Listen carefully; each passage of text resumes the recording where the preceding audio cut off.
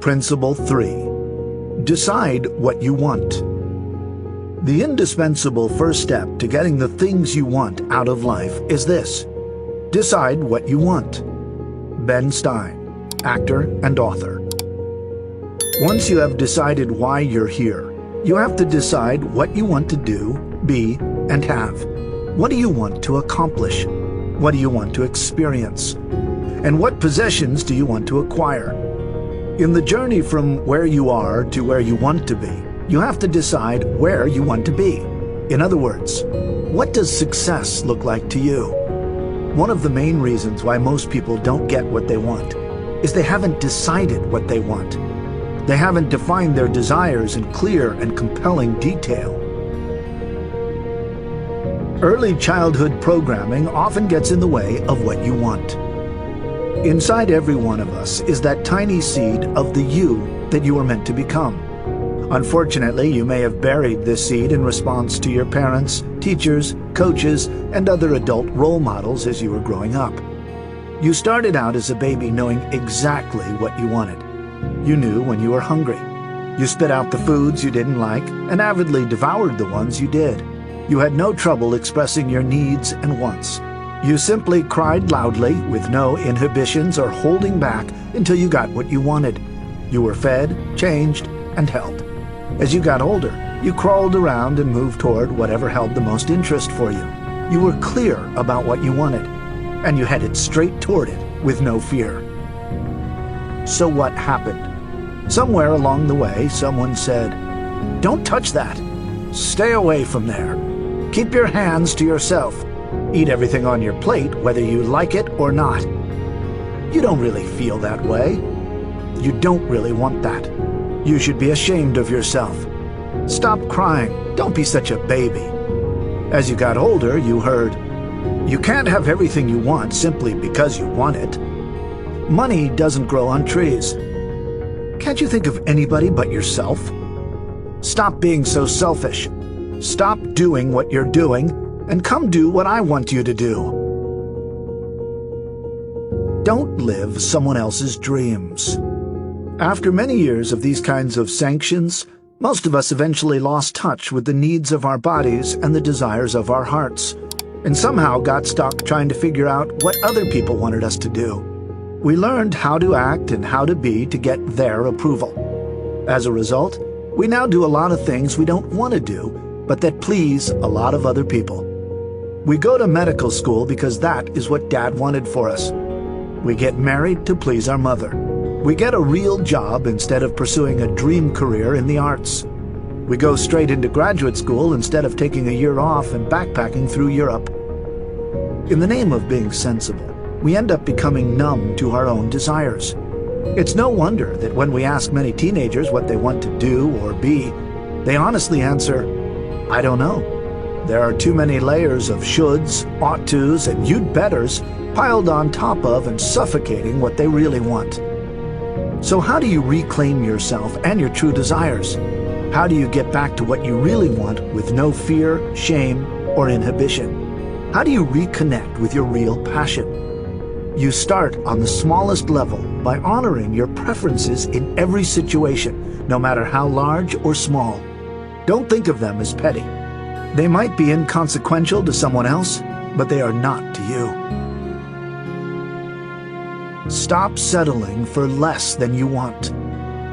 If you are going to re-own your power and get what you really want out of life, you'll have to stop saying, "I don't know. I don't care. It doesn't matter to me," or the current favorite of teenagers, "whatever." When you are confronted with a choice, no matter how small or insignificant, act as if you have a preference. Ask yourself, if I did know, what would it be? If I did care, which would I prefer? If it did matter, what would I rather do? Not being clear about what you want and making other people's needs and desires more important than your own is simply a habit. You can break it by practicing the opposite habit. The Yellow Notebook. Many years ago, I took a workshop with self-esteem and motivational expert Sherry Carter Scott, author of If Life is a Game, These Are the Rules. As the 24 of us entered the training room on the first morning, we were directed to take a seat in one of the chairs facing the front of the room. There was a spiral-bound notebook on every chair. Some were blue, some were yellow, some were red. The one on my chair was yellow. I remember thinking, I hate yellow. I wish I had a blue one. Then Sherry said something that changed my life forever. If you don't like the color of the notebook you have, trade with someone else and get the one you want. You deserve to have everything in your life exactly the way you want it. Wow, what a radical concept. For 20-some years, I had not operated from that premise. I had settled thinking I couldn't have everything I wanted. So I turned to the person to my right and said, "Would you mind trading your blue notebook for my yellow one?" She responded, "Not at all. I prefer yellow. I like the brightness of the color." I now had my blue notebook. Not a huge success in the greater scheme of things, but it was the beginning of reclaiming my birthright to acknowledge my preferences and get exactly what I want. Up until then, I would have discounted my preference as petty and not worth acting on. I would have continued to numb out my awareness of what I wanted. That day was a turning point for me, the beginning of allowing myself to know and act on my wants and desires in a much more powerful way. Make an I want list. One of the easiest ways to begin clarifying what you truly want is to make a list of 30 things you want to do, 30 things you want to have, and 30 things you want to be before you die. This is a great way to get the ball rolling. Another powerful technique to unearth your wants is to ask a friend to help you make an I want list. Have your friend continually ask, "What do you want? What do you want?" for 10 to 15 minutes, and jot down your answers. You'll find the first ones aren't all that profound. In fact, most people usually hear themselves saying, "I want a Mercedes," "I want a big house on the ocean," and so on. However, by the end of the 15-minute exercise, the real you begins to speak. I want people to love me. I want to express myself. I want to make a difference. I want to feel powerful. Ones that are more true expressions of your core values. Make a 20 things I love to do list. What often stops people from expressing their true desire is they don't think they can make a living doing what they love to do. What I love to do is hang out and talk with people, you might say. Well, Oprah Winfrey has made a living hanging out and talking with people for 30 years. And my friend Diane Browse, who is an international tour guide, makes a living hanging out and talking with people in some of the most exciting and exotic locations in the world. Tiger Woods loves to play golf. Ellen DeGeneres loves to make people laugh. My sister, Kimberly Kerberger, loves to design jewelry. Donald Trump loves to make deals and build buildings. I love to read and share what I have learned with others in books, speeches, and workshops. It is possible to make a living doing what you love. Make a list of 20 things you love to do, and then think of ways you can make a living doing some of those things. If you love sports, you can play sports, be a sports writer or photographer, or work in sports management as an agent or in the front office of a professional team. You could be a coach, a manager, or a scout. You could be a broadcaster, a camera operator, or a team publicist. There are myriad ways to make money in any field that you love. For now, just decide what you like to do, and in the following chapters I'll show you how to be successful and make money at it. Clarify your vision of your ideal life. The theme of this book is how to get from where you are to where you want to be. To accomplish this, you have to know two things: where you are and where you want to get to. Your vision is a detailed description of where you want to get to. It describes in detail what your destination looks like and feels like. The good news is that you don't have to go all the way to England to discover what you are really here to do. You can simply complete 2 simple exercises that will help you clarify your purpose. Your inner guidance system is your joy. It is the soul's duty to be loyal to its own desires. It must abandon itself to its master passion. Dame Rebecca West. best-selling author. You were born with an inner guidance system that tells you when you are on or off purpose by the amount of joy you are experiencing. The things that bring you the greatest joy are in alignment with your purpose. To begin to hone in on your purpose, here are a couple of exercises. The first is to make a list of the times you have felt most joyful and alive. What are the common elements of these experiences? Can you figure out a way to make a living doing these things? Pat Williams is the Senior Vice President of the NBA's Orlando Magic basketball team. He has also written more than 70 books and is a professional speaker. When I asked him what he felt the greatest secret to success was, he replied, "Figure out what you love to do as young as you can, and then organize your life around figuring out how to make a living at it." For young Pat, it was sports, more specifically, baseball. When his father took him to his first baseball game in Philadelphia, he fell in love with the game. He learned to read by reading the sports section of the New York Times. He knew he wanted to grow up and have a career in sports. He devoted almost every waking moment to it. He collected baseball cards, played sports, and wrote a sports column for the school newspaper. Pat went on to have a career in the front office of the Philadelphia Phillies baseball team, then with the Philadelphia 76ers basketball team. When the NBA considered granting an expansion team franchise to Orlando, Pat was there to lead the fight.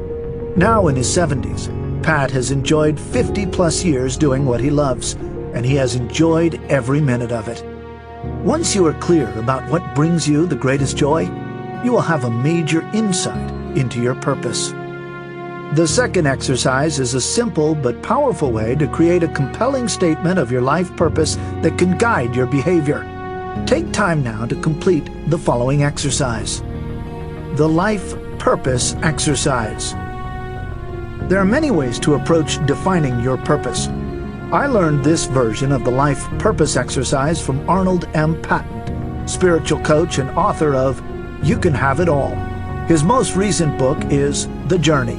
You can read more about Arnold at www.thesuccesprinciples.com/resources. 1. List 2 of your unique personal qualities, such as enthusiasm and creativity. 2. List 1 or 2 ways you enjoy expressing those qualities when interacting with others, such as to support and to inspire. 3. Assume the world is perfect right now. What does this world look like? How is everyone interacting with everyone else? What does it feel like? Write your answer as a statement in the present tense, describing the ultimate condition, the perfect world as you see it and feel it. Remember, a perfect world is a fun place to be. Example: everyone is freely expressing their own unique talents. Everyone is working in harmony. Everyone is expressing love. 4. Combine the 3 prior subdivisions of this paragraph into a single statement. Example: my purpose is to use my creativity and enthusiasm to support and inspire others to freely express their talents in a harmonious and loving way. Here are some examples of life purpose statements that people in my recent workshops have written. To use my humor, creativity, and knowledge to inspire, uplift, and empower people in recovery to stay sober. Recovery coach and author. To inspire and empower small business owners to systematize for easier revenue generation. Small business consultant and author. To inspire people to have faith in themselves and believe in their natural genius. Educator. To raise healthy, prosperous children who make a difference in the world. Full-time homemaker. To create a world in which people are living ecologically sustainable, spiritually fulfilling, and socially just lives. Environmentalist and social activist. To use my vast knowledge of integrative medicine to educate, inspire, and empower people to live longer and healthier lives. Holistic medical doctor. To live every day to the fullest and give back as much as possible while appreciating someone special every day. contractor, and home builder. To live my life with integrity and compassion while serving others, and to always value the unexpected. Fireman. Staying on purpose. Once you have determined and written down your life purpose, read it every day, preferably in the morning. If you are artistic or strongly visual by nature, you may want to draw or paint a symbol or picture that represents your life purpose and then hang it somewhere, on the refrigerator, opposite your desk, near your bed, where you will see it every day. This will keep you focused on your purpose. As you move forward in the next few chapters to define your vision and your goals, make sure they are aligned with and serve to fulfill your purpose. Another approach to clarifying your purpose is to set aside some time for quiet reflection, using meditation to inquire within. See Principle 47. After you become relaxed and enter into a state of deep self-love and peacefulness, ask yourself, what is my purpose for living? Or, what is my unique role in the universe? Allow the answer to simply come to you. Let it be as expansive as you can imagine. The words that come need not be flowery or poetic. What is important is how inspired the words make you feel. If you really want to go deep with this exercise, you can do 2 more exercises we do in my Breakthrough to Success training. The first is the passion test. It is a simple exercise you can go through alone or with a partner. The process can be found in the book, The Passion Test, by Janet and Chris Atwood.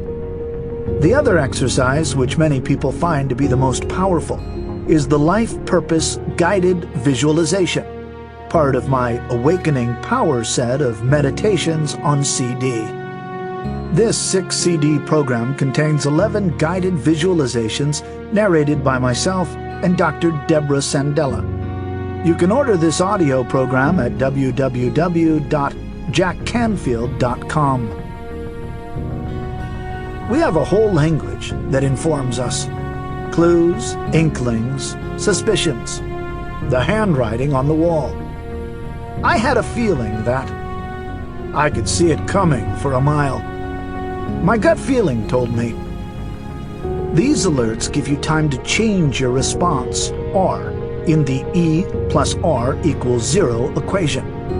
However, too many people ignore the yellow alerts because paying attention to them would require them to do something that is uncomfortable. It is uncomfortable to confront your spouse about the cigarettes in the ashtray that have lipstick on them. It is uncomfortable to speak up in a staff meeting when you are the only one who feels that the proposed plan won't work. It is uncomfortable to tell someone you don't trust them. So you pretend not to see and not to know because it is easier, more convenient, and less uncomfortable, avoids confrontation, keeps the peace, and protects you from having to take risks. Life becomes much easier. Successful people, on the other hand, face facts squarely. They do the uncomfortable and take steps to create their desired outcomes. Successful people don't wait for disasters to occur and then blame something or someone else for their problems. Once you begin to respond quickly and decisively to signals and events as they occur, life becomes much easier. You start seeing improved outcomes both internally and externally. Old internal self-talk such as, I feel like a victim, I feel used, nothing ever seems to work out for me, is replaced with, I feel great, I am in control, I can make things happen. External outcomes such as, nobody ever comes to our store, we missed our quarterly goals, people are complaining that our new product doesn't work, are transformed into, we have more money in the bank. I led the division in sales. Our product is flying off the shelves. Simple isn't necessarily easy. Though this principle is simple, it is not necessarily easy to implement. It requires concentrated awareness, dedicated discipline, and a willingness to experiment and take risks. You have to be willing to pay attention to what you are doing and to the results you are producing. You have to ask yourself, your family, your friends, your colleagues, your managers, your teachers, your coaches, and your clients for feedback. Is what I'm doing working? Could I be doing it better? Is there something more I should be doing that I'm not? Is there something I am doing that I should stop doing? How do you see me limiting myself? Don't be afraid to ask. Most people are afraid to ask for feedback about how they are doing because they are afraid of what they're going to hear. There is nothing to be afraid of. The truth is the truth. You are better off knowing the truth than not knowing it. And once you know, you can do something about it. You cannot improve your life, your relationships, your game, or your performance without feedback. Slow down and pay attention. Life will always give you feedback about the effects of your behavior if you'll just pay attention. If your golf ball is always slicing to the right, if you're not making sales, if you're getting C's in all your college courses, if your children are mad at you, if your body is tired and weak, if your house is a mess, or if you're not happy, this is all feedback. It is telling you that something is wrong. This is the time to start paying attention to what is happening. Ask yourself, how am I creating or allowing this to happen? What am I doing that's working that I need to be doing more of? Should I do more practicing, meditating, delegating, trusting, listening, asking questions, keeping my eye on the ball, advertising, saying I love you, controlling my carbohydrate intake? Or what am I doing that's not working? What do I need to be doing less of? Am I talking too much, watching too much television, spending too much money, eating too much sugar, drinking too much, being late too often, gossiping, putting other people down? You can also ask yourself, what am I not doing that I need to try and see if it works? Do I need to listen more, exercise, get more sleep, drink more water, ask for help, do more marketing, read, plan, communicate, delegate, follow through, hire a coach, volunteer, or be more appreciative? This book is full of proven success principles and techniques you can immediately put into practice in your life. You will have to suspend judgment, take a leap of faith, act as if they are true, and try them out. Only then will you have first-hand experience about their effectiveness for your life. You won't know if they work unless you give them a try. And here's the rub. No one else can do this for you. Only you can do it. But the formula is simple. Do more of what is working. Do less of what isn't.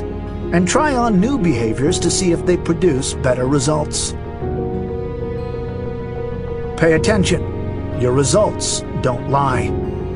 The easiest, fastest, and best way to find out what is or isn't working is to pay attention to the results you are currently producing. You are either rich or you are not. You either command respect or you don't. You are either golfing par or you are not. You are either maintaining your ideal body weight or you are not. You are either happy or you are not. You either have what you want or you don't. It's that simple. Results don't lie. You have to give up any excuses and justifications and come to terms with the results you are producing. If you are under quota or overweight, all the great reasons in the world won't change that. The only thing that will change your results is to change your behavior. Prospect more, get some sales training, change your sales presentation, change your diet, consume fewer calories, and exercise more frequently. These are things that will make a difference. But you have to first be willing to look at the results you are producing. The only starting point that works is reality. So start paying attention to what is so. Look around at your life and the people in it. Are you and they happy? Is there balance, beauty, comfort, and ease? Do your systems work? Are you getting what you want? Is your net worth increasing? Are your grades satisfactory? Are you healthy, fit, and pain-free? Are you getting better in all areas of your life? If not, then something needs to happen, and only you can make it happen. Don't kid yourself. Be ruthlessly honest with yourself. Take your own inventory. From victim to victory. Raj Bhavsar was born to be a gymnast. It was the natural career choice for a kid who, at the age of 4, lived to climb up things, including trees and furniture, and jump off them. His parents, worried that he'd hurt himself and destroy their house, signed him up for gymnastics classes at a nearby gym. Raj quickly fell in love with the sport, and by the age of 10, he wanted to be the best at his sport that he loved and represent his country in the Olympics. He began focusing intensely on becoming a better gymnast, and soon the success began to show. He started winning first and second place at competitions and was a 5-time Texas champion by the time he entered high school. His high school and college years were a blur of awards and championships: regional state champion, national champion, senior national team, and then placement in 2 medal-winning championship teams. In his mind, he was unstoppable. In 2004, Raj was competing for a spot in the U.S. Olympic gymnastics team. Of the 12 routines he'd done, 11 of them had been perfect. Everybody agreed that he was a shoo-in. Elated, he was thinking, "Greece, here I come." But at the conclusion of the trials, when they read off the names of the Olympians, his wasn't on the list. Then he heard the words, Raj Bhavsar, alternate. In that moment, his whole world, everything he'd been working toward for a decade and a half, was shattered. His expectations were sky high and tangled up in his self-worth. So when they weren't met on that awful day in 2004, he came down to earth with a crash. For the next few years, he burned with one desire: to find out why he'd been denied. He needed to find someone to blame. Although Raj went to Greece as an alternate, it was a bittersweet experience watching his teammates work together and compete day after day. Unofficially, he was part of the team, yet it was clear he wasn't really one of them. He never had a chance to compete, and he returned from the trip disillusioned and lost. Back at home, he did some serious soul-searching. He asked himself, do I truly enjoy gymnastics? Do I love the competition regardless of the scores and the accolades? His answer was yes. So he decided to recommit himself to being a gymnast, and this time to throw himself into the sport, not just to win competitions, but for the art of it and the love of it. Unfortunately, without the intense drive to win, his performance suffered.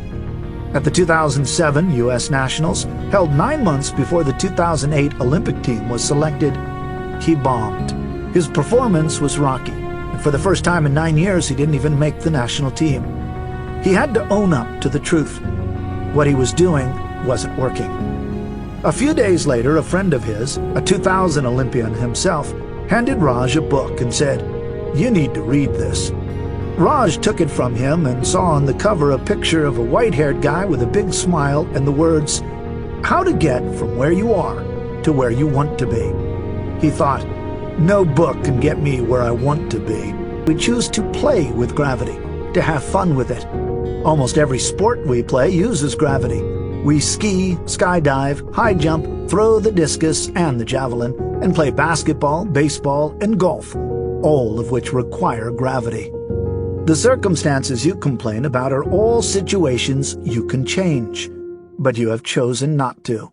You can get a better job, find a more loving partner, make more money, move to where the jobs are, live in a nicer house, and eat healthier food. But all of these things would require you to change. You could learn to cook healthier food, say no in the face of peer pressure, quit and find a better job, take the time to conduct due diligence, trust your own gut feelings, go back to school to pursue your dream, take better care of your possessions, reach out for help, ask others to assist you, take a self-development class, sell or give away the dogs. But why don't you simply do those things? It's because they involve risks. You run the risk of being unemployed, left alone, or ridiculed and judged by others. You run the risk of failure, confrontation, or being wrong. You run the risk of your mother, your neighbors, or your spouse disapproving of you. Making a change might take effort, money, and time. It might be uncomfortable, difficult, or confusing. And so to avoid risking any of those uncomfortable feelings and experiences, you stay put and complain about it. As I stated before, complaining means you have a reference point for something better that you would prefer, but that you are unwilling to take the risk of creating. Either accept that you are making the choice to stay where you are, take responsibility for your choice and stop complaining, or take the risk of doing something new and different to create your life exactly the way you want it. If you want to get from where you are to where you want to be, of course, you're going to have to take that risk.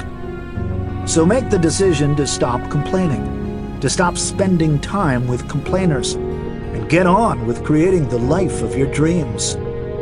Pete Carroll, the coach of the NFL Seattle Seahawks football team, which won the 2014 Super Bowl, has 3 rules for his team. 1. Always protect the team. 2. No whining, no complaining, and no excuses. And 3. Be early. These are the rules of a Super Bowl championship team. They are worth adapting. The $2 game. Here's an exercise you can do in your home or your office. It's one we do in ours and in our seminars. Find a large jar or a fishbowl and label it no blaming, no complaints, no excuses. Every time you or someone in your group catches themselves blaming someone else, complaining about something, or making an excuse for their lack of results, the offender has to put $2 in the jar, not as punishment, but as a technique to deepen awareness that those behaviors have a cost. You're complaining to the wrong person.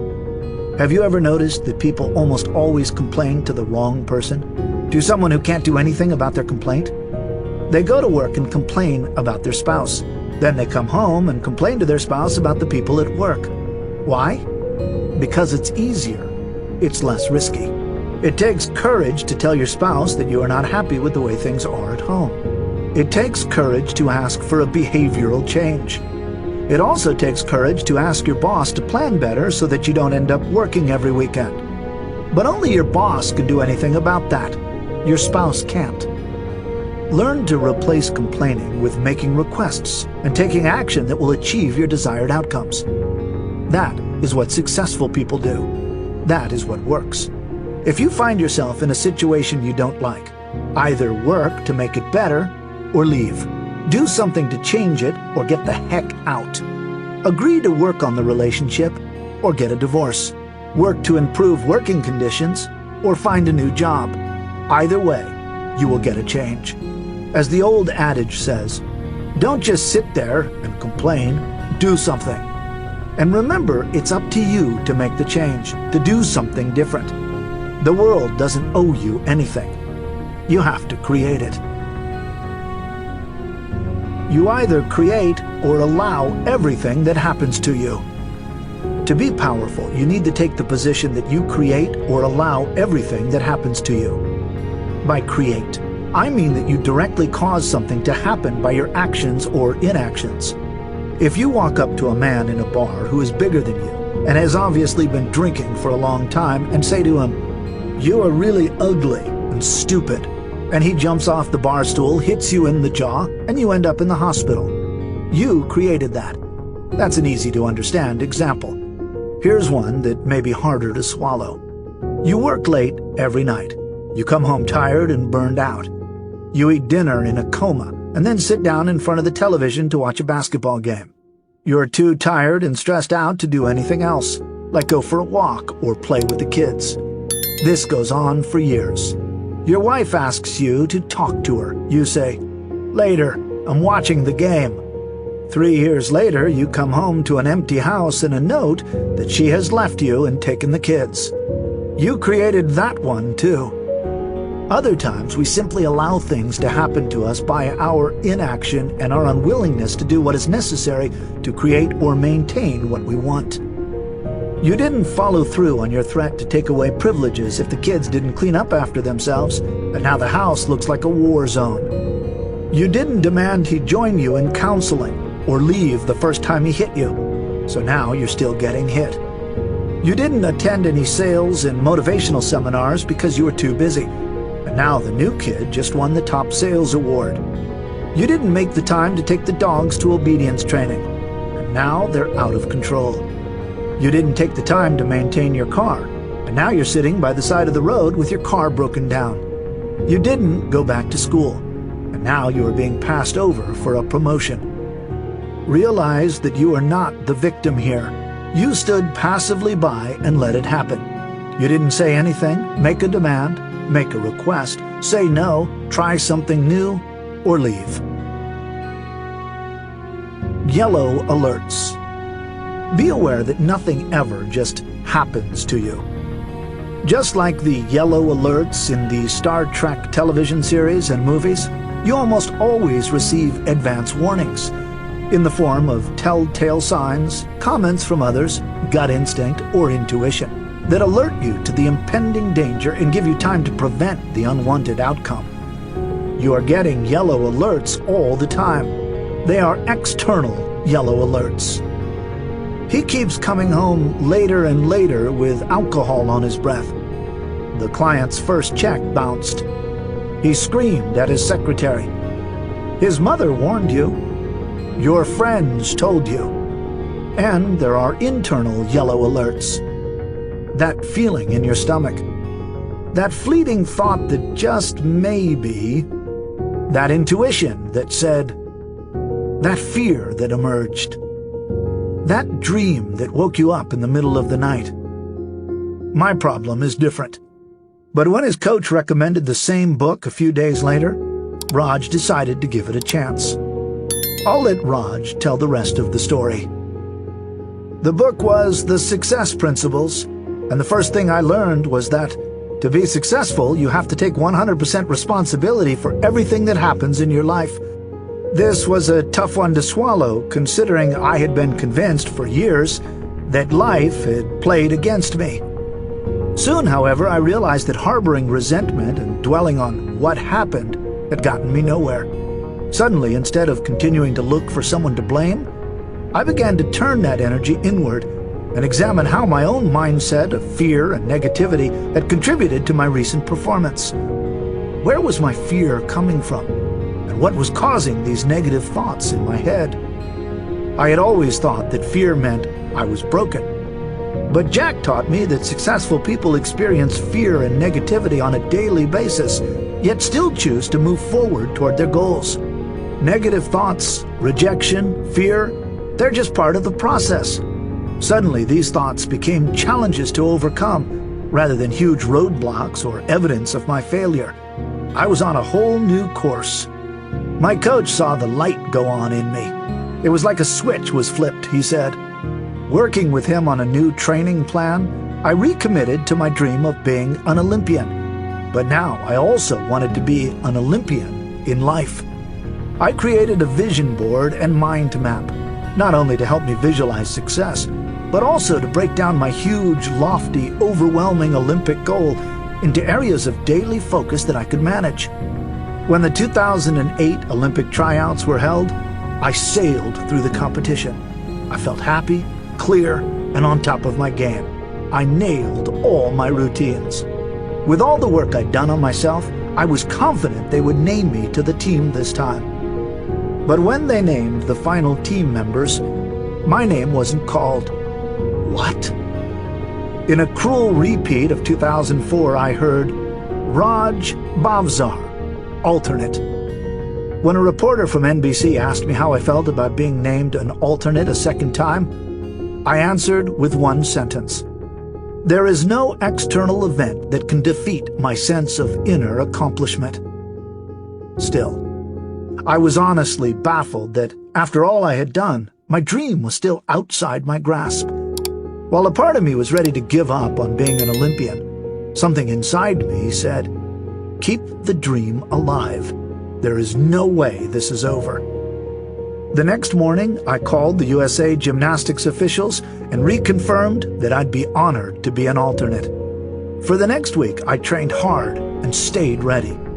Then it was announced that Paul Hamm, the 2004 Olympic gold medalist and a member of the Olympic team for 2008, had made the decision to withdraw due to injuries. The committee would decide which one of the 3 alternates would be chosen to replace him. Waiting for the decision was probably the most excruciating yet exciting 24 hours of my entire life. The next day at the gym, my coach, my sports performance counselor, and I were on the phone to USA Gymnastics when the president of the organization came on the line to give us the official announcement. As he started his announcement, saying how happy they were about the decision, and on, inside I was begging, just say the name. Is it me or not?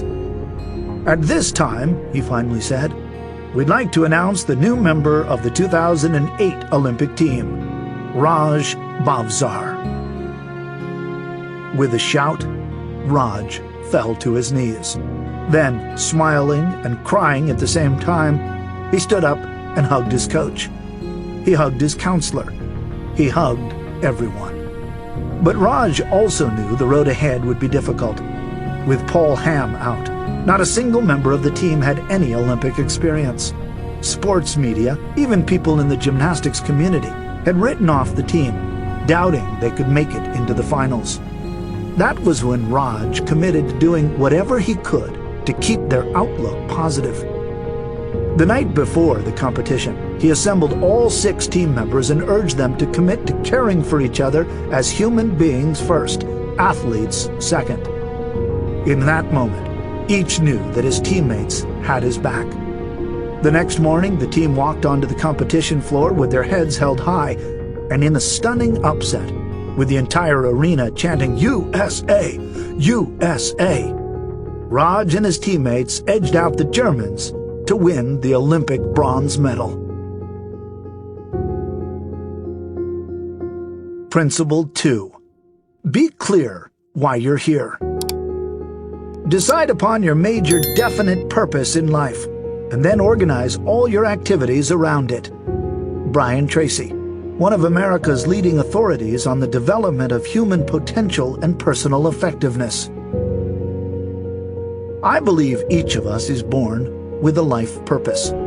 Identifying, acknowledging, and honoring this purpose is perhaps the most important action that successful people take.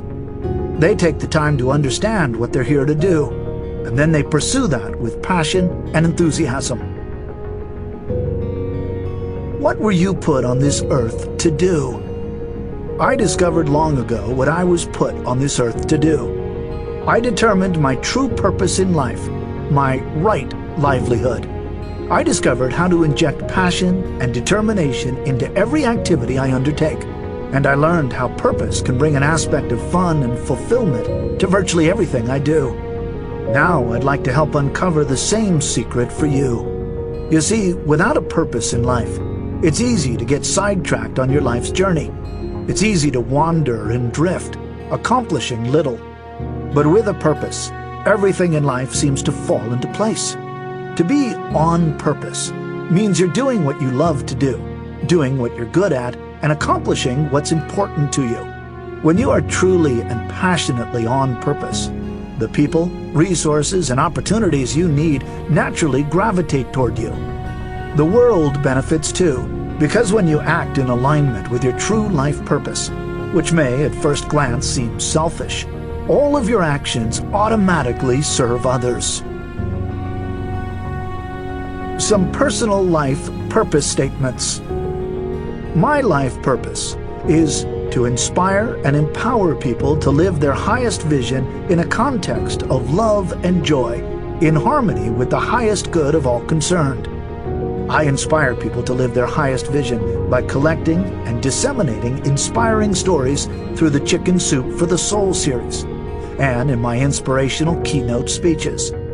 I empower people to live their dreams by writing practical self-help books like this one, Tapping into Ultimate Success, and The Power of Focus, by designing courses for high school and college students, and by conducting seminars for individuals and corporations that teach powerful tools for creating one's ideal life, both at work and at home. Here are the life purpose statements of some of my friends. It is important to note that they have all become self-made millionaires through the fulfillment of their life purpose. To inspire and empower people to achieve their destiny. Robert Allen, co-author of The 1-Minute Millionaire. To uplift humanity's consciousness through business. D.C. Cordova, co-founder of the Accelerated Business School. To humbly serve the Lord by being a loving, playful, powerful, and passionate example of the absolute joy that is available to us the moment we rejoice in God's gifts and sincerely love and serve all of His creations. Anthony Robbins, author of Personal Power and Get the Edge, entrepreneur and philanthropist. To leave the world a better place than I found it, for horses and for people too. Monty Roberts, author of The Man Who Listens to Horses. Once you know what your life purpose is, you can organize all of your activities around it. Everything you do should be an expression of your purpose. If an activity didn't align with your purpose, you wouldn't work on it. Period. What's the why behind everything you do? Without purpose as the compass to guide you, your goals and action plans may not ultimately fulfill you. You don't want to get to the top of the ladder only to find you had it leaning against the wrong wall. When Julie Marie Carrier was a child, she was a very big fan of animals. As a result, all she ever heard growing up was, "Julie, you should be a vet. You're going to be a great vet. That's what you should do." So when she got to Ohio State University, she took biology, anatomy, and chemistry and started studying to be a vet. A Rotary ambassadorial scholarship allowed her to spend her senior year studying abroad in Manchester, England. Away from the family and faculty pressures back home, she found herself one dreary day sitting at her desk, surrounded by biology books and staring out the window, when it suddenly hit her.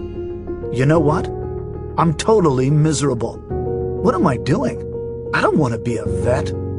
Julie then asked herself, what is a job that I would love so much that I'd do it for free, but that I could actually get paid for? It's not being a vet. That's not the right job.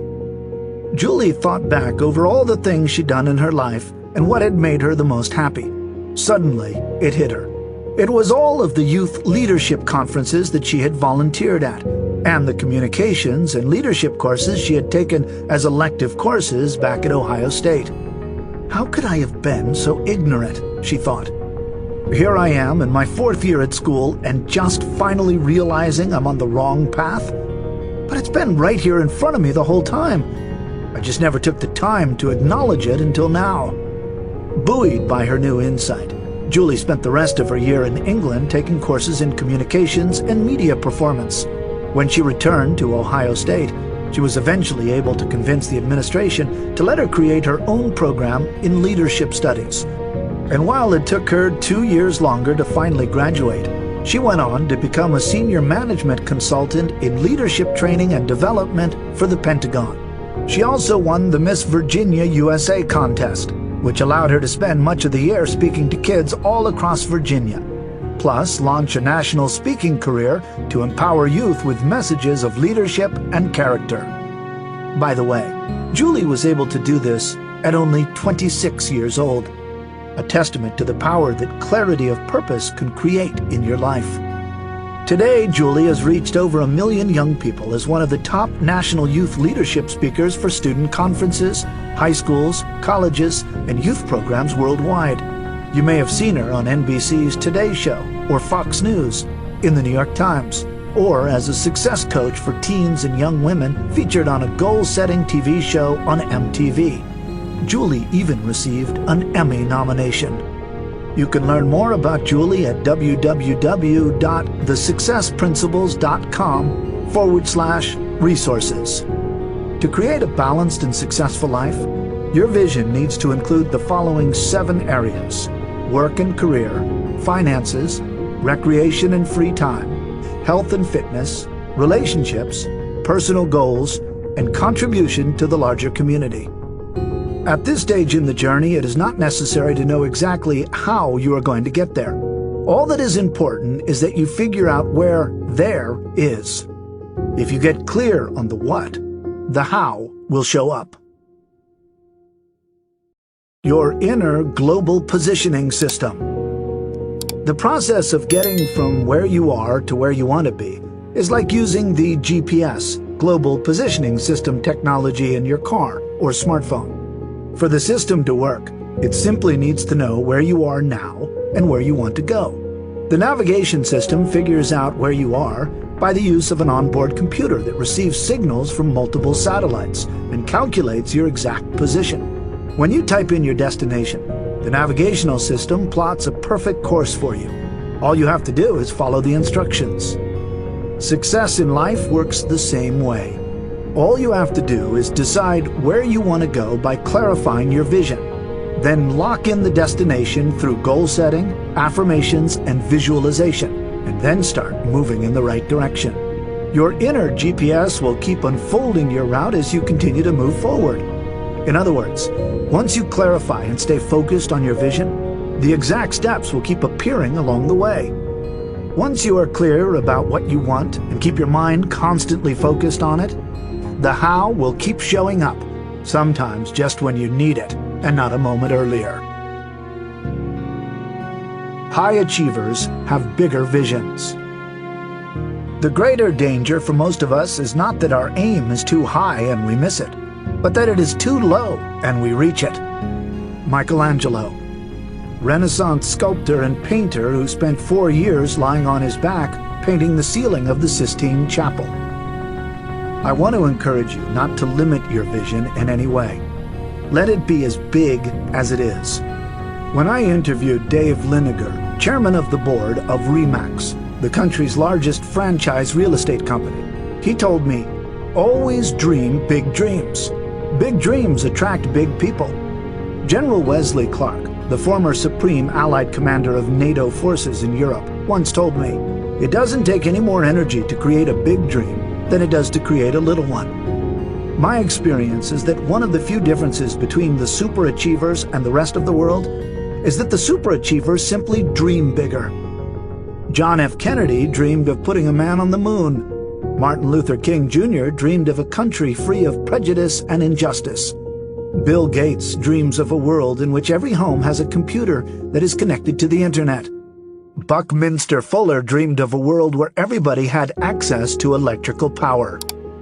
These high achievers see the world from a whole different perspective, as a place where amazing things can happen, where billions of lives can be improved, where new technology can change the way we live, and where the world's resources can be leveraged for the greatest possible mutual gain.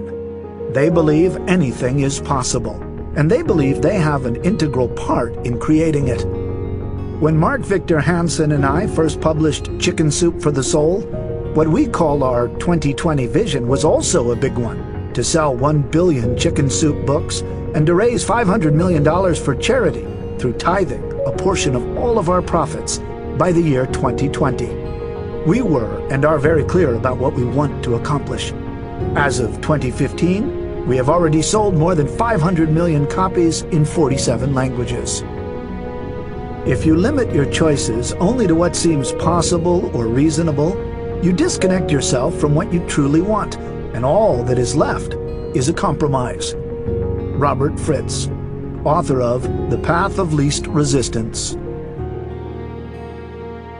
Don't let anyone talk you out of your vision.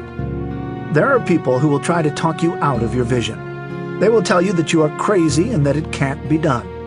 My friend Monty Roberts, author of The Man Who Listens to Horses, which spent 58 weeks on the New York Times bestseller list, calls these people dream stealers.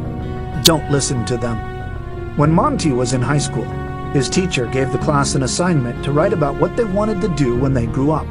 Monty wrote that he wanted to own a 200-acre ranch and raise thoroughbred racehorses. His teacher gave him an F and explained the grade reflected that he deemed Monty's dream unrealistic. No boy who was living in a camper on the back of a pickup truck would ever be able to amass enough money to buy a ranch, purchase breeding stock, and pay the necessary salaries for ranch hands. When he offered Monty the chance of rewriting his paper for a higher grade, Monty told him, "You keep the F. I'm keeping my dream." Today, Monty's 154-acre Flag Is Up Farms in Solvang, California, raises thoroughbred racehorses, and trains hundreds of horse trainers in a more humane way to join up with and train horses. To learn more about Monty and his work, go to www.thesuccessprinciples.com/resources or read one of his books. The Man Who Listens to Horses, Shy Boy, Horse Sense for People, and From My Hands to Yours. His work has produced 8 national champions in the show rings of the world and more than 300 international stakes winners in thoroughbred racing. The Vision Exercise. Create your future from your future, not your past.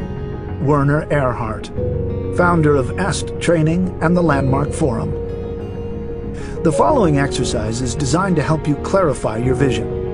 Start by putting on some relaxing music and sitting quietly in a comfortable environment where you won't be disturbed. Then, close your eyes and ask your subconscious mind to give you images of what your ideal life would look like if you could have it exactly the way you want it in each of the following categories. 1. First, focus on the financial area of your life. What is your ideal annual income and monthly cash flow? How much money do you have in savings and investments? What is your total net worth? Next, what does your home look like? Where is it located? Does it have a view? What kind of yard and landscaping does it have? Is there a pool or a stable for horses? What does the furniture look like? Are there paintings hanging in the rooms? Walk through your perfect house, filling in all of the details. At this point, don't worry about how you'll get that house. Don't sabotage yourself by saying, "I can't live in Malibu because I don't make enough money." Once you give your mind's eye the picture, your mind will solve the not enough money challenge. Next, visualize what kind of car you are driving and any other important possessions your finances have provided. 2. Next, visualize your ideal job or career. Where are you working? What are you doing? With whom are you working? What kind of clients or customers do you have? What is your compensation like? Is it your own business? 3. Then focus on your free time, your recreation time. What are you doing with your family and friends in the free time you've created for yourself? What hobbies are you pursuing? What kinds of vacations do you take? What do you do for fun? 4. Next, what is your ideal vision of your body and your physical health? Are you free of all disease? Are you pain-free? How long do you live? Are you open, relaxed, in an ecstatic state of bliss all day long? Are you full of vitality? Are you flexible as well as strong? Do you exercise, eat good food, and drink lots of water? How much do you weigh? 5. Then move on to your ideal vision of your relationships with your family and friends. What is your relationship with your spouse and family like? Who are your friends? What do these friendships feel like? Are those relationships loving, supportive, empowering? What kinds of things do you do together? 6. What about the personal arena of your life? Do you see yourself going back to school, getting training, attending personal growth workshops, seeking therapy for a past hurt, or growing spiritually? Do you meditate or go on spiritual retreats with your church? Do you want to learn to play an instrument or write your autobiography? Do you want to run a marathon or take an art class? Do you want to travel to other countries? 7. Finally, focus on the community you've chosen to live in. What does it look like when it is operating perfectly? What kinds of community activities take place there? What charitable, philanthropic, or volunteer work? What do you do to help others and make a difference? How often do you participate in these activities? Who are you helping? You can write down your answers as you go, or you can do the whole exercise first and then open your eyes and write them down. In either case, make sure you capture everything in writing as soon as you complete the exercise. Every day, review the vision you have written down. This will keep your conscious and subconscious minds focused on your vision. And as you apply the other principles in this book, you will begin to manifest all the different aspects of your vision. Share your vision for maximum impact.